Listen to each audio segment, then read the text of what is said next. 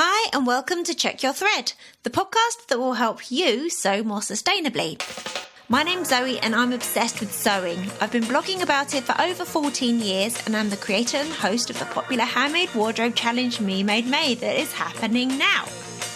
But like many people, I've become increasingly concerned about the climate crisis and the way that my lifestyle contributes to it. So in this podcast, I'll be nerding out about making clothes whilst exploring how to minimise the negative impact that it may have. I really hope you'll join me in this journey.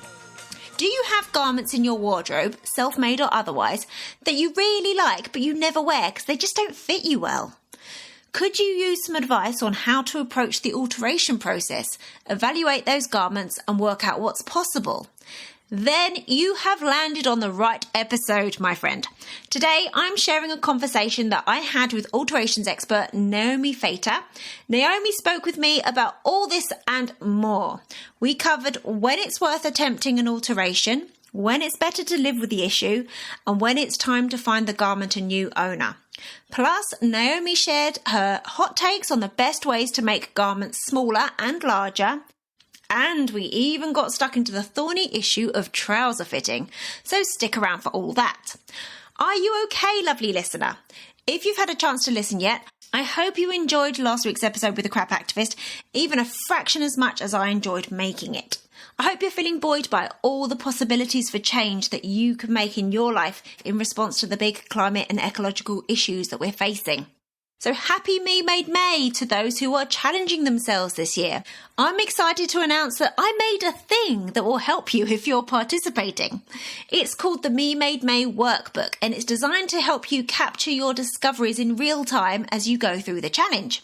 You get to collect and collate all those important lessons that you otherwise might have missed during a busy month. It's super simple.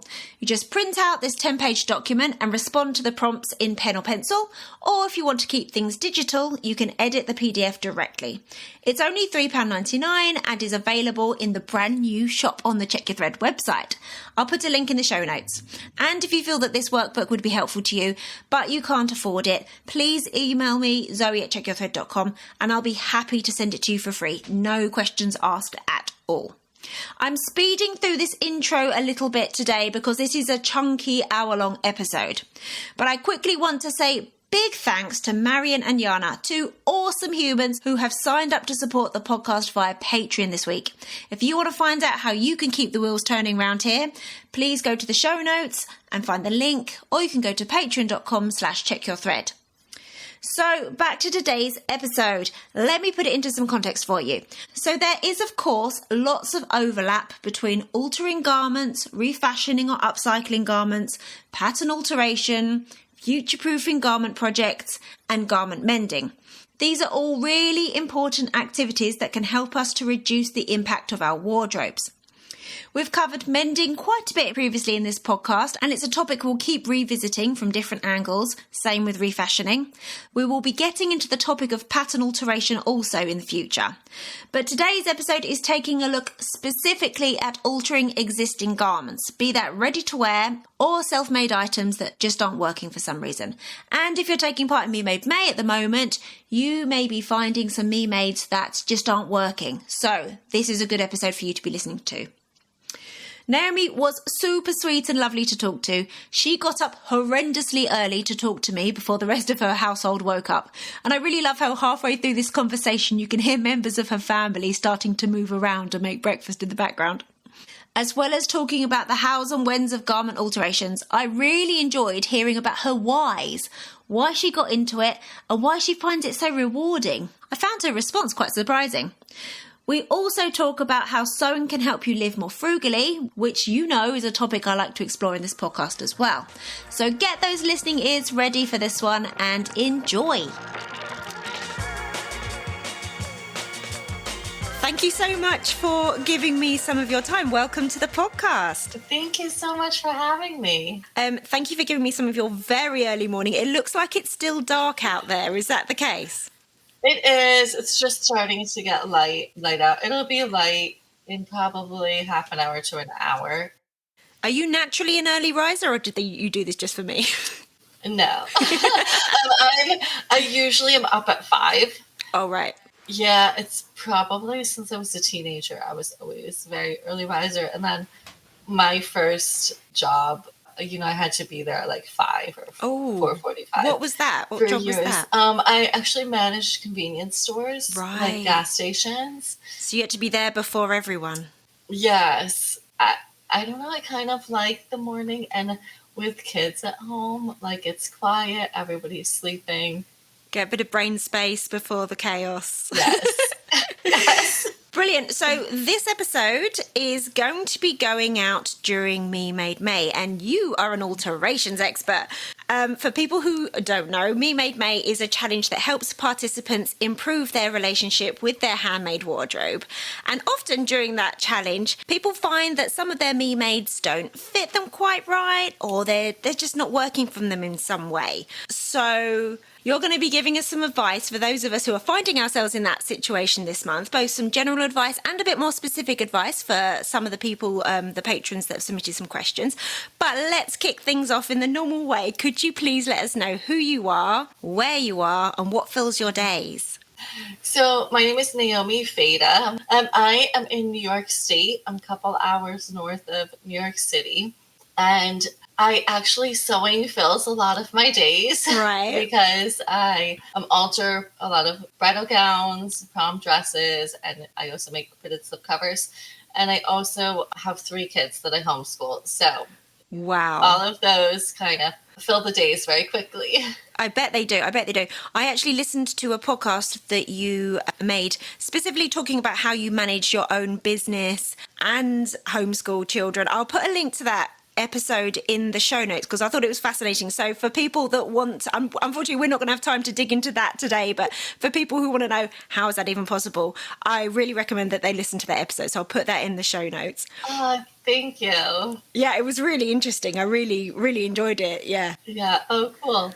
So you're saying that a lot of your day is spent sewing for your business. Do you do any personal sewing as well?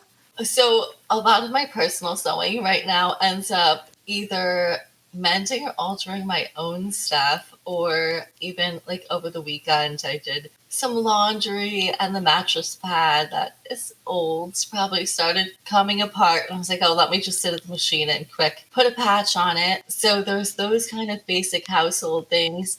And also, I definitely have involved my kids in sewing a little bit. It's Nice. mostly my middle one. She's 11, and she's really taken an interest in sewing. So right now she's actually working on like a jumpsuit kind of bib pattern from Sew House 7. That's part of, so I'm teaching it for a kids class. Ah. And she's my assistant, but also my guinea pig at the same time. Not totally, but so we're working on that to prep for the class. So you teach classes also? I do. I don't teach a lot. I teach a couple a week. And In-person classes? yes, these are in-person classes. Predominantly they're young people. One of the oldest students in the class is like 16. Right. And then 10. So they're about 10 to 16 age range. Yeah. Wow, fantastic. So reading through your website and your social media, and I love your newsletter as well, by the way. So it's really clear that you are like a passionate advocate for altering existing garments. So it's an obvious question, but why do you think that's so important? And like, how does sewing and altering intersect with your relationship with sustainability? Well, so I think this was such an interesting question because it kind of like brought me back to like, why do I do this? Yeah, why do I? Why do I? Sometimes you really have to think through it. And so I think an interesting point is always like, what impacted us when we were little. So my mom was the oldest of 12 kids. Whoa. And so it was a big family, and she grew up on a farm. It was a small farm, but they were very frugal, and everything was always being repurposed or saved. And I think there's something in that, like family heredity or something, where I just had this frugal mindset too of just like being more conscientious of, what are you spending and what are you wasting, and how can we do a better job at not wasting so much that's around us. So was that something then that she was modelling to you as you were growing up? That's an interesting question. So my mom was a nurse, and like we always had a sewing machine, and we definitely never were wasters of money. And we made more clothing from scratch than we would alter. Like the whole altering actually was something that I never really thought of until I started my own business. Oh, That wasn't something that I really saw modeled that much at all. interesting. Something that I'm really interested in, and it crops up on the podcast from now and again, is whether and how sewing can actually save us money. Like in an age when ready-to-wear clothes are so much cheaper than they used to be. Although it's like undeniable that using your sewing skills to mend and alter clothing is a more sustainable approach. But like, can it save us money as well? That's something that I'm really interested in, especially when, the cost of living crisis is really hitting a lot of people. And obviously there is people with limited income anyway. And I read something in one of your newsletters that really struck me. And you wrote that sewing is not a hobby. It is a life skill that can save you money, reduce waste, and optimize the resources available to you. So I would really love for you to expand a bit on that. Like, what did you mean by that? And how do you think that sewing can save you money, if in fact it can? So I think that many people that don't sew look at sewing as like, well, you need the machine, and then there's this vast array of tools. And even hobby sewists often have invested a lot of money into it. They might have a whole room in their home dedicated to it, and it's obvious that there's a lot of money sunk into it. So I think there's this perception that in order to sew, you have to be able to have this excess money to spend on it. And to start sewing, you're going to need to invest in a sewing machine.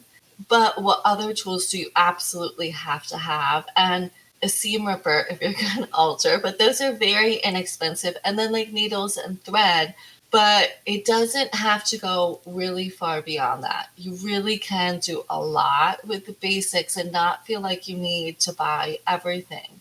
So that's one area where just starting off, if people can understand, like you can start really simple, and that upfront investment, it's substantial, but it's not huge. It's you might buy a mixer to make bread. If you can compare it and think of it on the same lines as that, I feel like it brings it down to a level. I completely agree. And I've made that comparison myself in the past, because there is so many things you can get in the kitchen, isn't there, that apparently is like an essential item.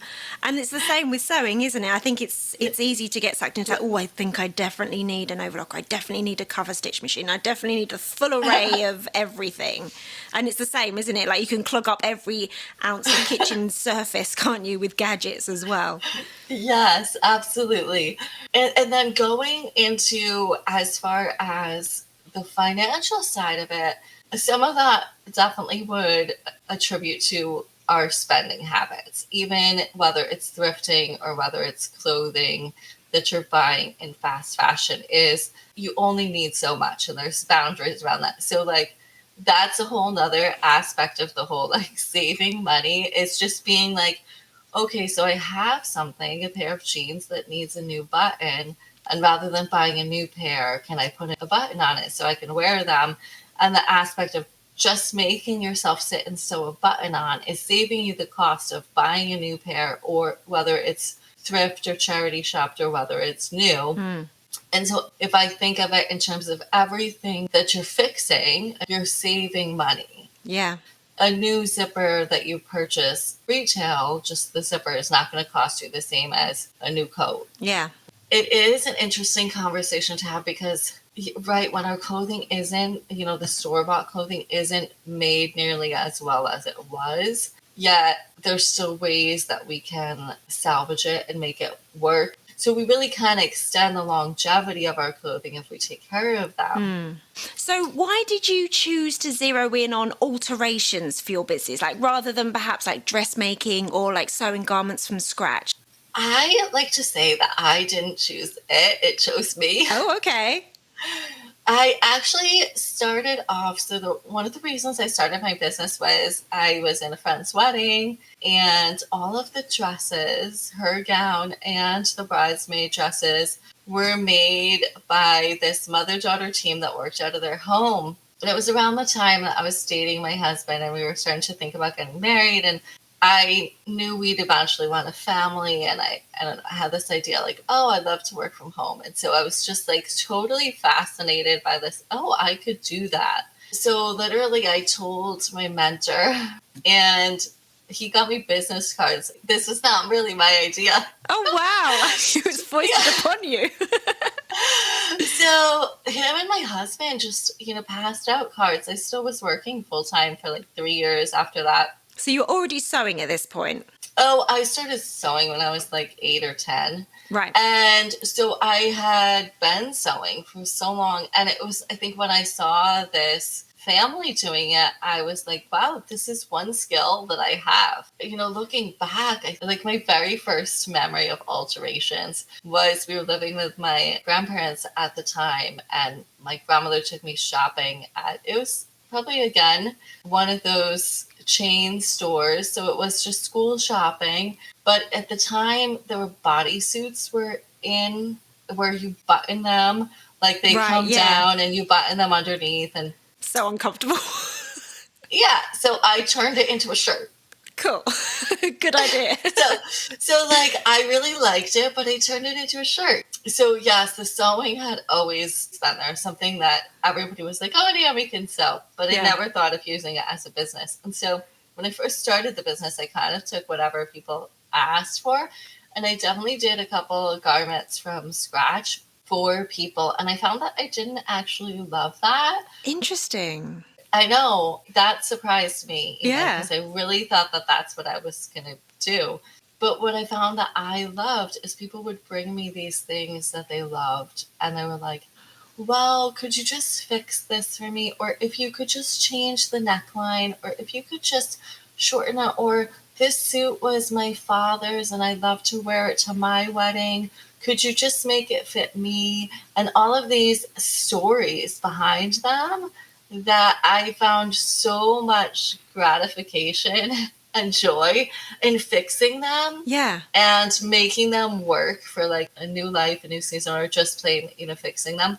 And how happy that made people. It was something that people really needed. And it always feels good to fill a need that people have. Absolutely. I didn't think of that there was a connection that people already had. And it wasn't just like, oh, this isn't fit. It's like they want to keep it with them, and you were enabling that. Yes. And the same is true for slip covers. My husband told somebody that I could do them when I had no idea what I was doing. He pushed me, but he's been like behind me the whole way. I wouldn't have done it without him, definitely. But the connection, like with slip covers, I think it's very similar. They have a connection to a piece of furniture. Right. Maybe it's even something that was in their family. And so there's so much joy in being able to bring it new life, and then know that somebody's going to be sitting in it and enjoying it, and it already had memories attached for them. Yeah.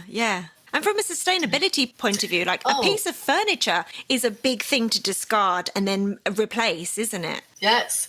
So I love that people have that they don't want to throw it away. And one person actually, I don't know if she had moved or she just had 2 sets of drapes from somewhere, and she had them hanging in the room where she wanted this couch, but she had enough extra to actually cover the couch to match. Using it, repurposing the drapes to make a slip cover, save the couch and the drapes, and it all goes together. It was so beautiful. Oh, I bet she was thrilled. Yeah. So most people who listen to this podcast are garment sewers, meaning that they love to start new garment projects. And sometimes the idea of starting a from scratch sewing project, it can be like so seductive, can't it? Because it's like it's fresh and it's new and it's exciting and you've got this vision of how amazing it's going to be. And I am definitely guilty of this, but sometimes it is easy to prioritise starting something new with the hope that it's going to fit right out of the gate, rather than like returning to an existing thing that you're not wearing for some reason, be that self-made or shop bought. And the same with mending as well. Like, have you ever felt that? I mean, you seem to be pretty, you seem to be getting on top of your mending, like almost as you see it. It's interesting because for a lot of years, I sewed for pleasure before I started the business. And I was definitely that one where I would always, like every school holiday, when I was still in high school, I was always getting a pattern and fabric. So you know the thrill of the new project. Yes. So I totally got that. And then it became more of a time constraint. And I know before kids, when I was sewing into business, I would still try and make my own stuff. And I think now I have seen what I can do for clients, that I really enjoy looking at my own stuff and being like, oh, well, why am I not wearing that? What could I do to it? Let me think about this for a little bit. Then there's this other element. This might sound a little funny, is that a project actually takes a long time. Not a long time, but Absolutely. to actually start from scratch and pick your fabric and all of that. It's much more time consuming than altering something that already exists. And so I wouldn't have ever thought of it this way, but there's actually a little more instant gratification in altering something. That's so true. And mending as well. Yes. It never takes as long as you think it's going to. Right. So, but I do think for people that maybe they're not so experienced in it, altering existing garments can seem pretty daunting. So how did you, it sounds like you were thrown in the deep end, but how did you learn to approach them? And do you have any ideas or tips of how other people could kind of fast track their own alteration journey? So I think that growing up as a pattern sewer helped me so much in altering, because I did have, it's almost like you reverse the process in your mind. Say you're trying to alter a pair of, slacks, and trying to figure out, well, what is the issue? And if it's the rise seam. And so being able to envision, well, what did the pattern look like when they graded the pattern? It kind of gives you a feel for what each piece is doing in a functional sense. And the same is true of sleeves and collar facings. And so when people started asking me well, I want to change the shape of the collar, and I'd be like, oh, I've never done that. I have no idea what to do. And then I would be like, okay, wait a second. So if I was to make it from scratch, there'd be a facing, and this would be the shape of my facing. So if I can make the shape of the facing first and then apply it to the existing garment. So reversing that process in your mind. Cool. It seems daunting, I think. People feel oh, wow, well, I could never do that. But if you can think of it it's sewing, even if it's factory made versus, handmade, some, not all, but some of the principles are the same. Or even if that garment didn't have a facing for the collar, there's nothing that says you can't make one. Sure. I mean, the easy way, not easy, but it's just take a seam ripper and start. You're going to have to find the seams that you need to work on that aren't fitting right, and take them apart. And sometimes it's adding darts, sometimes it's adjusting the width of the shoulder, and all of those things. If you can think to yourself, well, if I know how to put a sleeve in a garment that I'm making, I can take one out and put it back in. True. That's so important, isn't it? Because I guess if some people are feeling a bit nervous about taking a seam ripper, it's it's okay. If you're a garment sewer, you can reverse it if it didn't go right. If you're not literally ripping holes in the fabric, if you're just pulling out the actual thread, you can go back. Yeah, I mean, you can put it back. If it doesn't work, or you think that you're not going to be able to do it, you can literally put it back exactly the way that, than it was originally, because you're never cutting fabric.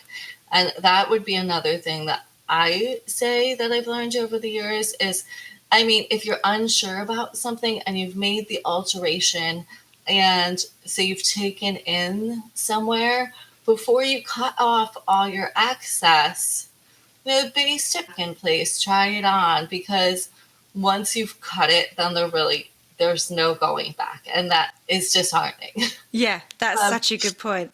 And you just definitely, I think alterations too, it gives you a little more patience with the seam ripper, because there's not as much gratification of seeing something come together, from scratch. So that would be something too. So how do you assess whether or not a garment even needs altering in the first place. So when is it, obviously this is like a case-by-case situation, but like when is it worth it? Or when do you think it makes more sense just to live with it, you know, if there's a minor fit issue? Or when do you think it's better to try and find that garment a whole new owner? So in part, I would definitely attribute to my clients, like some of them would come to just, and they knew what they wanted. They knew themselves. And I'll be like, I don't know if that's possible. And then I think through it and like the whole problem solving. And so there's definitely some things that aren't possible. And that, but the whole whether to alter or to not alter is definitely a personal preference thing on many garments, not on all, but on many particular garments that I would say that to people, well, let's not alter that much would be if they're trying to cut costs or time and a garment has a tremendous amount of beadwork. Right. And lace overlay. And if it's a very, very minor issue. So recently I think she was the mother of the groom, and there was a lot of beadwork on her dress. She bought it off the shelf, and her back is just a little broader than the rest of her body. At the store, when she bought it, they recommended that she buy the smaller size that fit the rest of her body because it was so beaded that to alter that dress would have been more complex. And for this particular one, it fit in the back, but it was just a little bit snug. Or I advised her, you're going to have to leave it because there's nothing in the seam to let it out. There's no seam allowance. And if you start trying to add, I mean, it was literally maybe a centimeter that she wanted. But everything was beaded over. And in that particular case, it wasn't that she couldn't live with it the way that it was. It was just a comfort issue and the level of work that you would have to go to. Yeah. For one day as well. For one day. And really, you just needed a sliver of, you'd have to like add a sliver of tulle in the fabric. Yeah. And then rebead it all. It's like, I don't think that it's going to be worth your time and effort. Yeah, and the amount then you would have to charge for that would be... Well, that too, yeah. It would be wild, yeah. So that is a particular case. The other thing that I would say is, so I definitely have had people that, you know, as you age, a lot of times the older generation, I'm talking like 70s and 80s, they've lost some of the flesh. Like they kind of thin down, and some areas where when we're younger, we have like fat and cushion. There's not so much. So in pants, I've had them say, oh, can you alter pants? And if they have the pleats in the front and you try to alter them to make them smaller, you still have that bubble of the pleat unless you were to recreate the whole pant and take the whole waistband off to take the pleat out. And then you'd be altering it so much that the pockets would become compromised, like you wouldn't really be able to use the pockets. Sure. So that's one situation where I say, oh, it's probably not worth altering. Do people take that well? Do they take your opinion, or are they a bit miffed? No, they're actually really, when you explain it to them and why, they're really understanding. And again, I definitely am a proponent of trying to fix and alter what you have. But if you get to that point of not being able to, I do think it's okay to send them to the charity shop or pass them on or whatever, because you can't fix everything. I guess as well, for sometimes it might be almost a relief to hear somebody else say it's okay to let this go and buy yourself a new pair of trousers. You know, you've tried. It's not going to be worth it. Yes. Yeah. So what are some good, like, beginner level alterations that maybe people could undertake that will kind of build their confidence and skills a bit? So I think that this one is relatively easy, is if you have wide leg pants and you decide that you just don't like them as wide. That's a pretty simple alteration in terms of you're not going to have to adjust the waistband. Most of the time, they're typically about the width that you want around the thigh. If you don't have to adjust the waistband, you're just adjusting 2 straight seams on either side of the leg. that's a pretty simple alteration. I mean, especially if you're a garment sewer. And you can really change the look of a pair of pants by altering the width of the leg. That's interesting, actually. That's what the refashioner expert I spoke to recently, Portia Laurie, she said that's how she got into sewing. It's to skinify jeans that she found in a charity shop that, fit well around the bum and the hips. That was the gateway for her. Okay. I did listen to that episode. That's really cool. I love that. Yeah, I mean, because, right, if pants are fitting in the waist and the hips and you just want to change the look of the leg, perfect.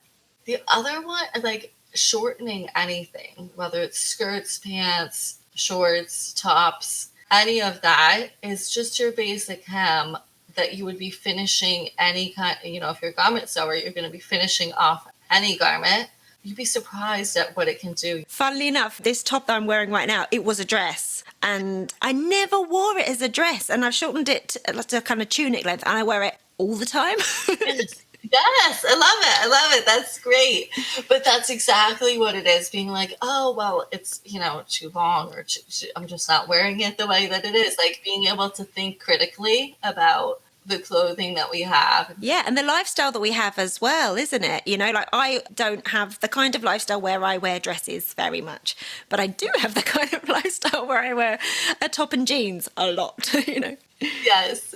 Yeah, I just recently on Instagram did one. I had this shirt that I loved that had these huge ruffle sleeves and like these bell sleeves. And I was like, I love this shirt, but I'm never wearing it because the sleeves are always in my way. Yeah. And so I just removed the sleeves and I was like, oh, I love it. I can wear it again. Yeah, they look amazing, don't they? But like trying to do the washing up or help kids with an art project or do some gardening. No. Yeah, all of that. I was like, this is not working. Awesome. Yeah. Well, that's a simple one that people can do as well then, isn't it? Yeah, like remove the sleeves or make them into short sleeves. And I would say almost anything that's sleeveless, like any kind of strapless or even spaghetti straps, all of those are so simple. If it's hanging too low, it's usually like the sleeveless have a center seam at the top shoulder. That's a 10-minute alteration and suddenly it'll be, at the height that you need it in the front, or if it's the spaghetti straps maybe, or a thin strap that's falling off your shoulder, it's just, in the back, just move them closer to the center of your back, and then you won't have that problem anymore. And that's a really, really quick and easy alteration. Yeah, because I mean, some things like that, it's such a quick change, isn't it? But without doing that alteration, it can make you just avoid that garment for years, can't it? Yep, exactly. Yeah, and I'm realising like I've got one shoulder that's slightly lower than the other, and so many times I've had like a thing that's always fallen off on one shoulder. I'm like, I could fix that. Yes. And that's really common. I mean, I've definitely had a good number of clients that like they have scoliosis or a minor issue, and they're very self-conscious, and it's really like, oh, we can fix that. Like one in particular, one side of her back is actually narrower than the other. Right. And so like resetting sleeves, and if you're to look at the dress hanging in a closet, you'll be like, what's wrong with this dress? But for her body, it's perfect. Amazing. Yeah. That'd be really interesting to explore a little bit more, actually. So you were saying that you do a lot of alterations for people that have some kind of asymmetry. Yes. Some of it is even like bust, especially if there's like a princess seam in it. You can really just alter that seam a little bit. But definitely for, like I was saying, for scoliosis, sometimes it's like one side is a little bit smaller. I'll pin fit it, put it on, kind of pinning it to where it looks, but it would be like that one. It was adjusting the arm side. Right. And so you actually take the sleeve out and reshape the arm and move it in more. And so then the shoulder is narrower, and then just put it back in again. Yeah. What kind of effect does that have for the wearer? So actually then it fits as if it was made for you. Aww.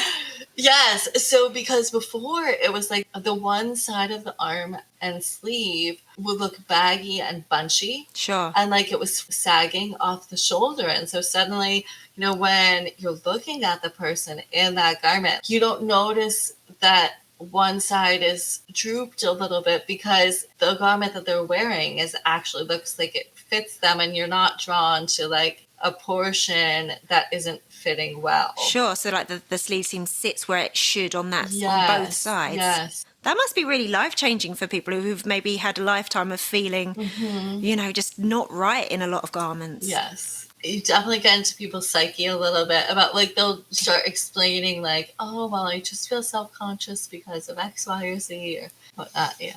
Cool. Right. Okay. So let's get into a few little specific questions, if that's okay. Okay. So sure. In advance of our conversation, I asked the Check Your Thread patrons if they had any questions to pose to you. And I've got some questions that I've run past you in advance, so you're not completely on the hot seat.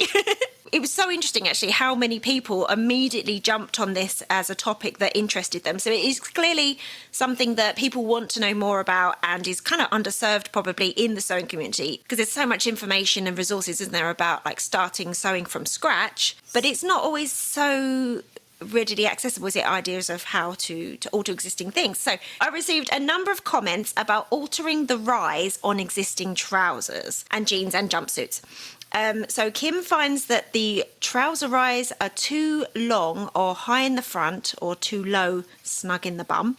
Also, Lisa would love to know how to alter trousers to make them wedgie free. Now, I understand that these are all different things. I'm just putting them out there. Yeah. And Elaine is interested in a crotch rise adjustment as well, and that they always have a problem as a short plus size woman. So having made trousers from scratch, I know that it's a really challenging thing, isn't it? I think they're one of the hardest things to fit. So like, how much can we realistically change about the rise of existing trousers, and like what kind of changes can we try, and what effect could we have? So let's talk about if the rise is too short. Right. One of the things that you can try is scooping it out a little more. So you think of the pattern. So in the back, scooping it down a little lower. And one of the things that this will do is as you do that, because you're using a little bit of extra fabric, right? Because you're swooping down. So it actually makes the width of the hips a little bit smaller. Right. Not a lot, yes. A tiny bit. I can visualize that. So that, it is something to be a little bit cautious of if they're already snug in the hips. The other thing that you could do is you can actually add a gusset, in that bottom crotch seam, going from like leg to leg, so that you're adding a couple of, if you need the couple of inches right at the center. And surely nobody's going to see it. And if you have fabric that matches from the project. Yeah.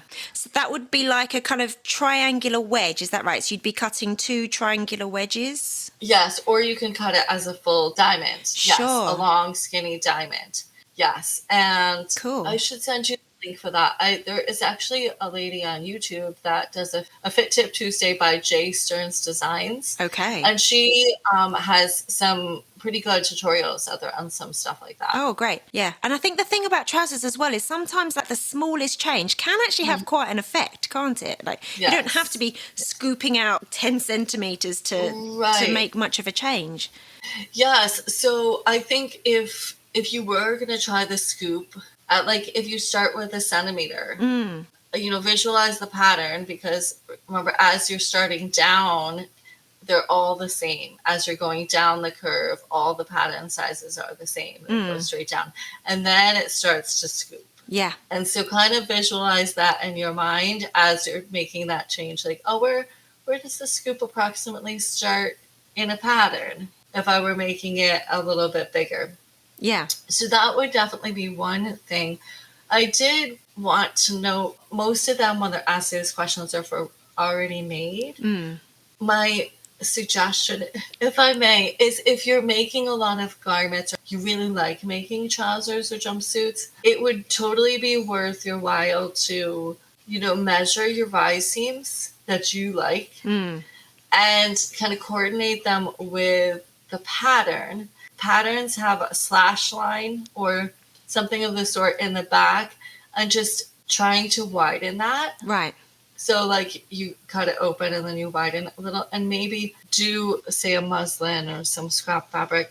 You don't have to do the whole leg until you get a feel for like what rise seams work for you. Yeah.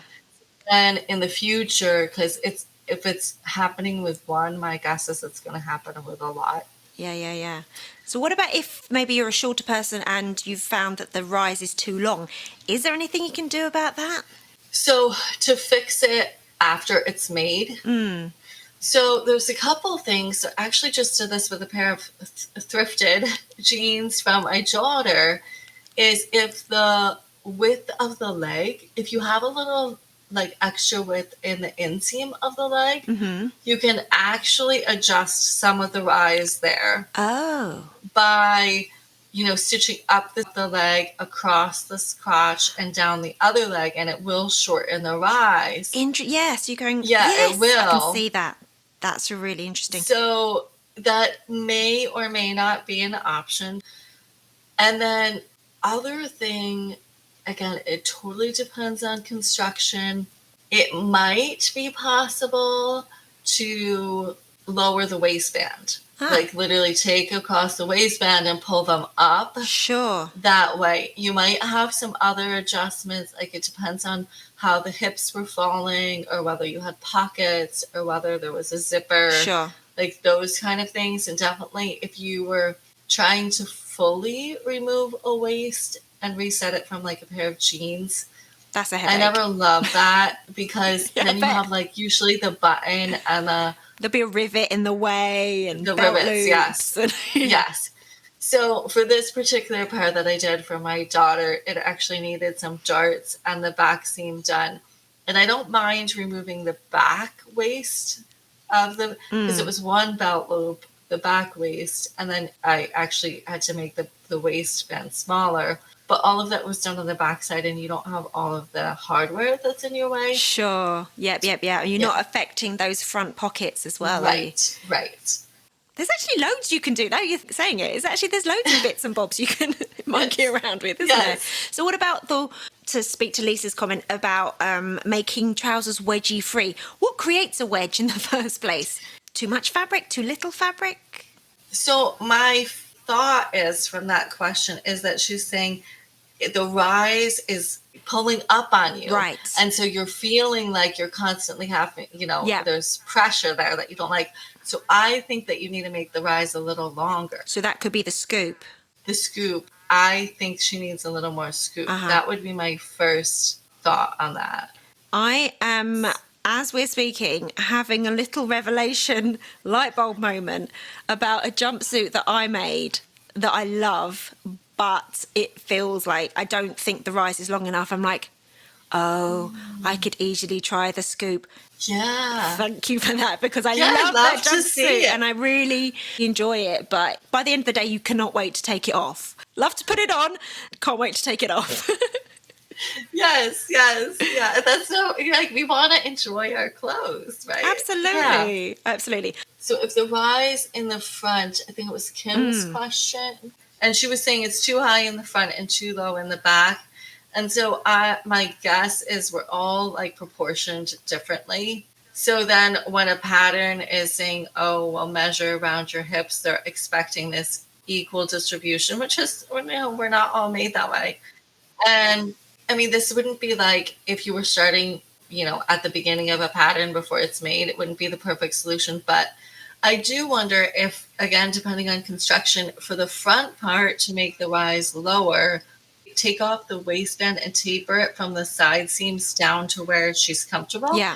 And it might be something where, again, don't cut the fabric off yet. Baste it in there, see, try it on, see if that feels good before you trim off all that extra fabric. That's a great idea. Yeah. I'm wondering as well if I'm picking the inside leg seam at the top and maybe pulling the front leg in a little bit. Do you know what I mean? Would that be a world of pain?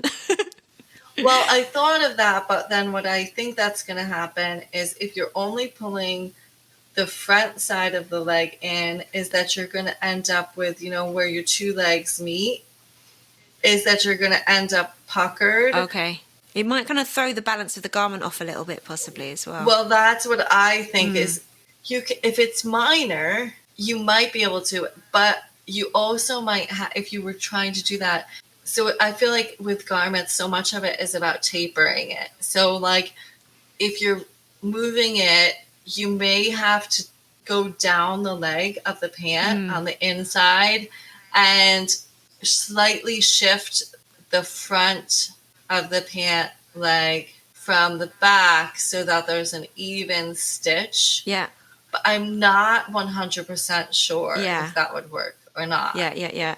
I mean, if you want to try it, again, you can. It's like you can put it back together as long as you don't cut the fabric, baste it, and try it. So if Kim's finding that it's a bit low on the back, is that because maybe she's got a fuller back rise than... That would be my guess. Yeah, so that would be something that would be slightly more difficult to alter in an existing garment. So gusset might work if she positions it so that it's adjusting the back, not the front. And again, this wouldn't be a perfect solution for something before it's made, but I do wonder if there's a way to create the shape that she needs, take the waistband off and add it to the top. Yes. Yeah. Then in the future, when you're making garments, this is what I struggle with, using that slash line and lengthening them in the back and shortening it in the front. Yeah, brilliant.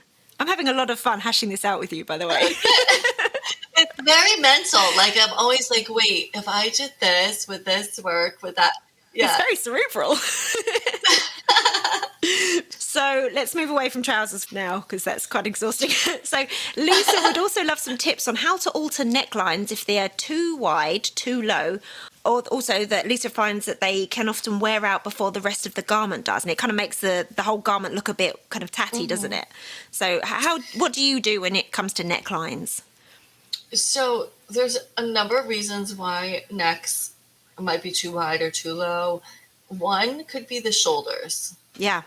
So the shoulder seam can do a whole lot for necklines.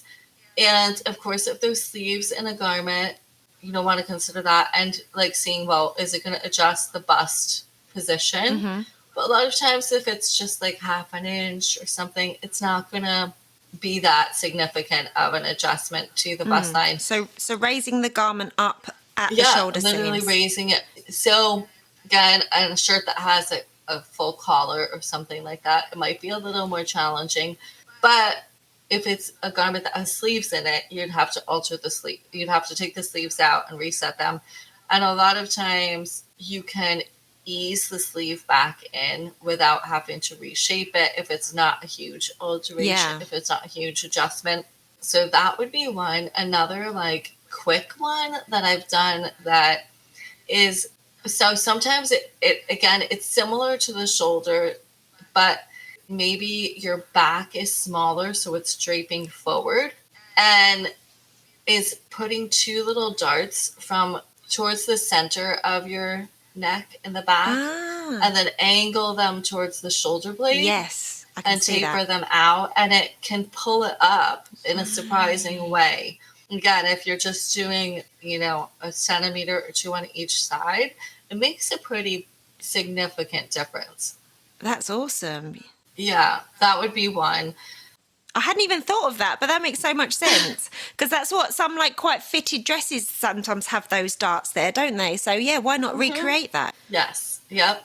Another thing that I've seen clients do, that again, it wasn't something that I ever would have thought of, but they come to me with all these problems, is if like recreate your own neckline. Like there's many things that you could, sometimes things have beadwork on them, or you could make like a beaded placket that goes, a little bit higher, or you see the look of like wearing a camisole under something. And like again, a little bit of lace or something. Yes. All of these, maybe it is your style, maybe it's not your style, or depending on the garment, making it so it actually is like a flat laying collar. You see it more in, like, say, a t-shirt or something, but making that like knit fabric, do it just fold a piece of knit over and make it wider, like make it as wide as you want. Yeah. And in whatever kind of color or pattern that you want, and just run it around the neckline, and it'll raise, like, it'll give you, like, if it's modesty or just the feeling that it's higher, and it'll just look like it was made as an added piece. I almost think that as sewers, we feel a little self-conscious about, like, making our own style.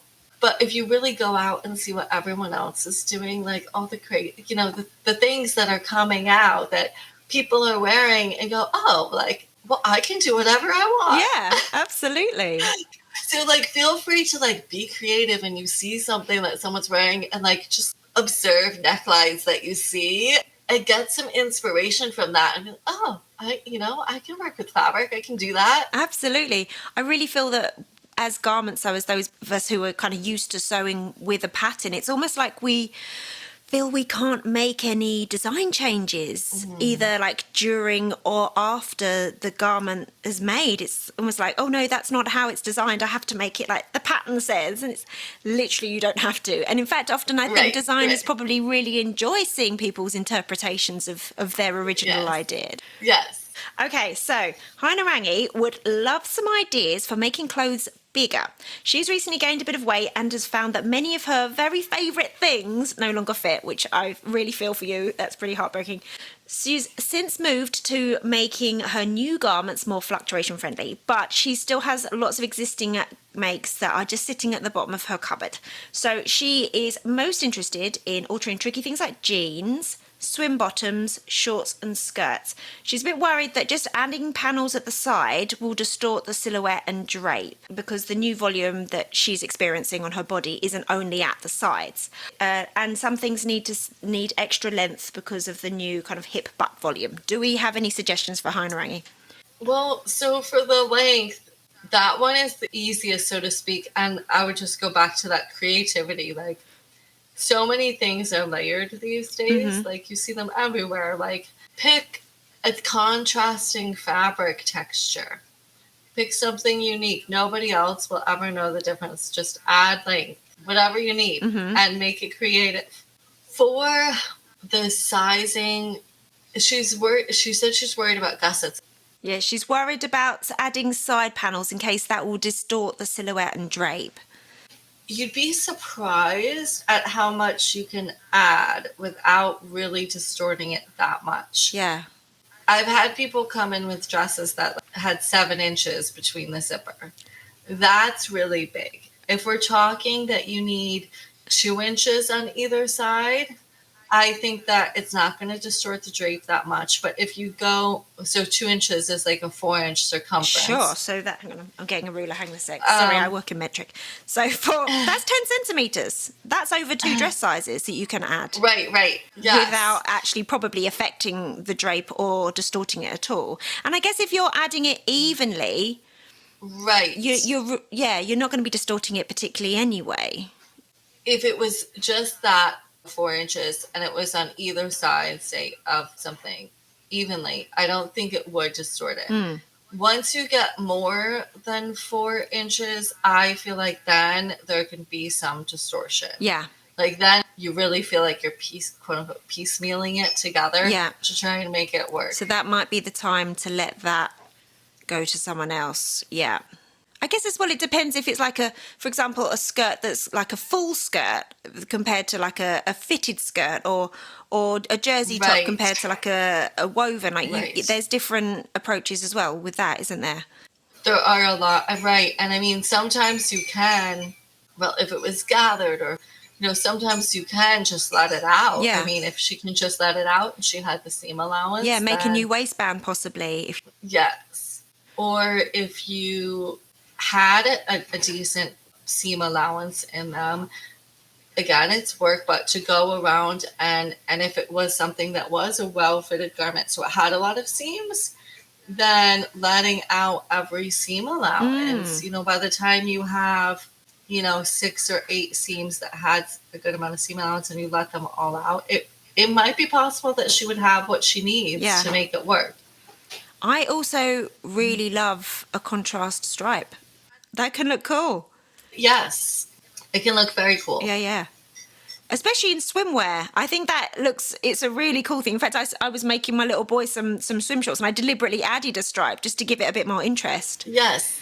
Yes, it's very cute. And so for the swim bottoms, absolutely, I think that could work. And I was trying to picture them in my mind, depending on whether it's, one that is more like, I don't know if you would call them panties, where it's not a skirt, and where the weight distribution is, whether they would need to be like the panels might need to be more of like a triangular shape or more. You have to kind of figure out, well, where is it that I need more? Yeah. The other thing that I wondered for the swimwear, if it is to add a little bit of panel to the crotch, right in the center of the crotch, because that's going to give you a bigger circumference around your leg and give you a little bit more space in the hips. Yes. In doing so.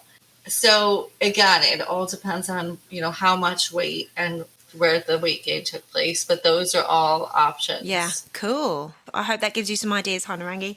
So both Shams and Barbara are currently on the flip side of that. Barbara has made 2 dresses last year, and they are finding that they are too big, baggy and shapeless this year. How can Barbara give them a bit more shape and a better fit?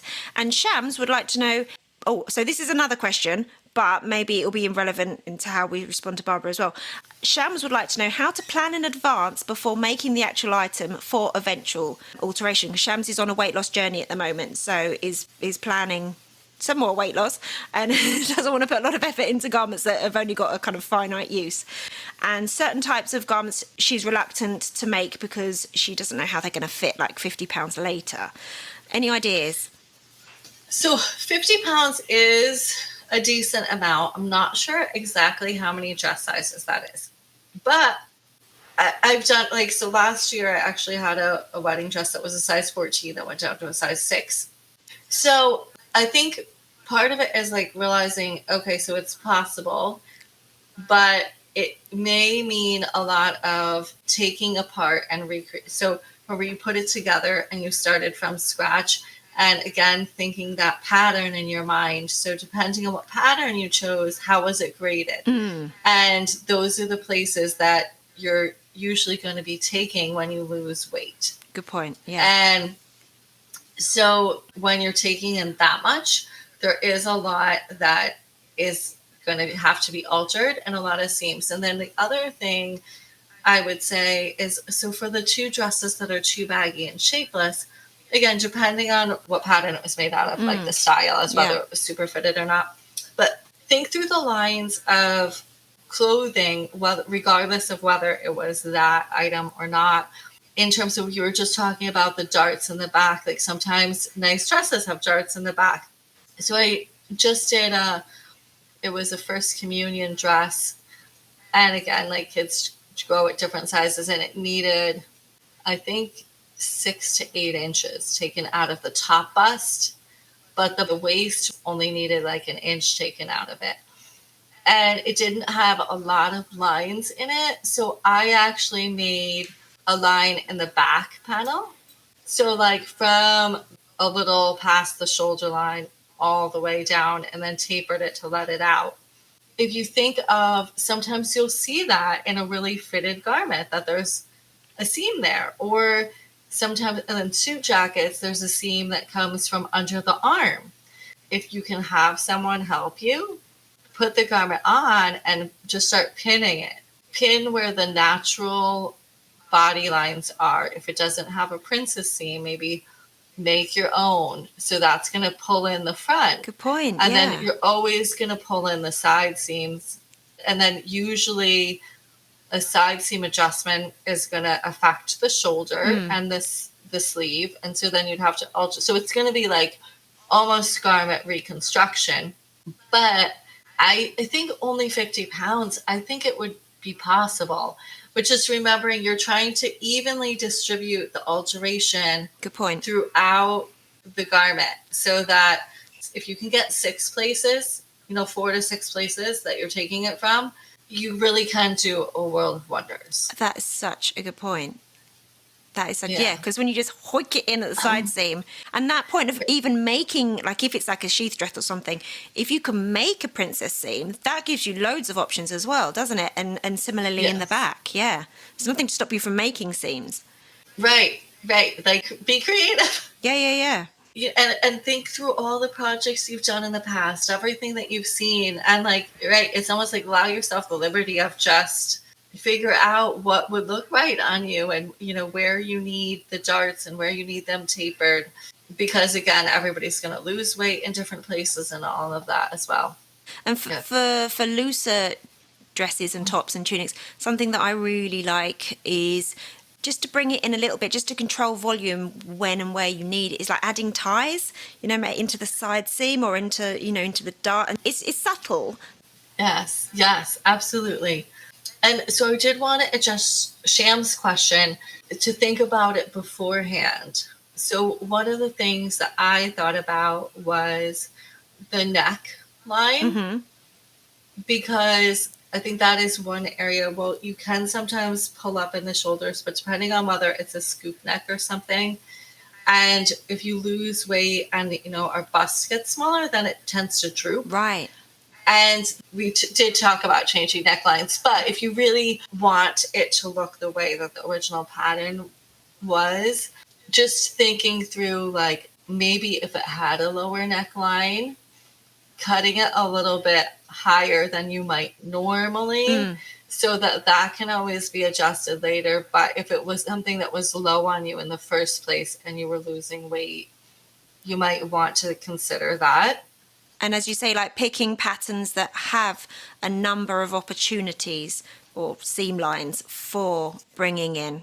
Yes. So I know that you have a number of resources for people that are embarking on their alteration journey.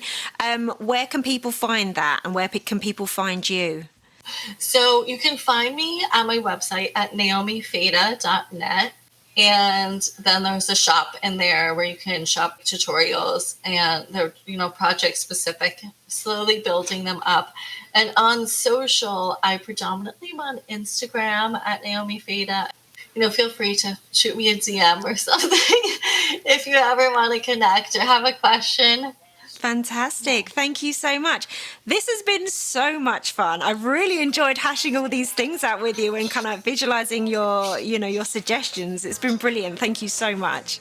Oh, thank you so much for having me. I love chatting with you and talking sewing. Yeah, I love it. And I know that what you've said is going to be helping so many people as they encounter their garments that aren't fitting quite right. So thank you for helping us keep our garments in use for longer. So take care. Have a lovely rest of your day.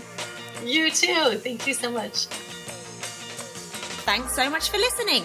I really hope you enjoyed this episode and are left feeling inspired. For more info about the podcast, including show notes for this and every episode, head to checkyourthread.com. I'd love to hear from you, so if you have any comments, questions or ideas for future episodes, please get in touch by emailing zoe@checkyourthread.com or find me on Instagram @checkyourthread. Massive thanks to Patrick Potter for production support, to Sylvia Seller for the awesome logo design, and to Simon at Palm Skin Productions for the music. This ad-free podcast would not be possible without listener support, so if you feel you are able, please consider signing up to the Check Your Thread Patreon. For the equivalent of buying me a coffee each month, you'll be making it possible to continue producing regular episodes. Links can be found in the show notes and on the website checkyourthread.com. I hope you'll listen again next week. Until then, take care. Bye!